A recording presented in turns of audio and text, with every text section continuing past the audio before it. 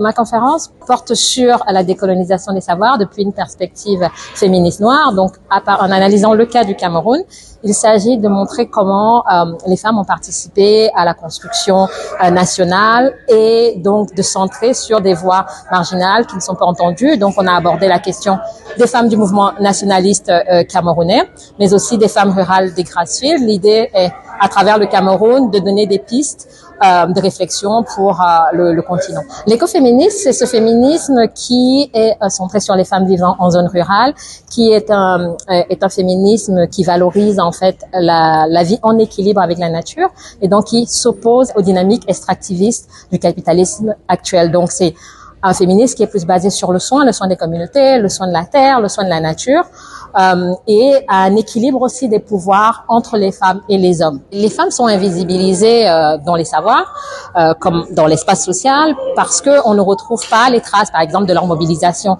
dans les livres d'histoire sur les différents pays africains.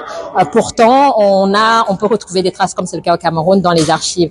Donc, l'invisibilisation ici vient du fait que non, c'est pas qu'elles n'ont pas agi, mais c'est qu'on n'a pas rendu compte de leur action et donc on construit une mémoire collective où les femmes n'apparaissent pas comme actrices du changement, comme actrices politiques. Il y aura une société africaine plus inclusive. Enfin, si je ne le pensais pas, je ne ferais pas ce que je fais et je ne lutterais pas. Par contre, je pense que l'avènement d'une société africaine plus inclusive et sur la justice du genre viendra au terme de luttes que nous, en tant que femmes, on doit mener, mais des luttes aussi qui concernent les hommes, comme je disais tout à l'heure à la conférence, qui doivent se décentrer et penser contre eux-mêmes et donc quelque part être un peu des traîtres à leur classe de sexe dans un certain sens. Mais je crois que on va aller vers une société inclusive, mais ça ne se fera pas sans la lutte.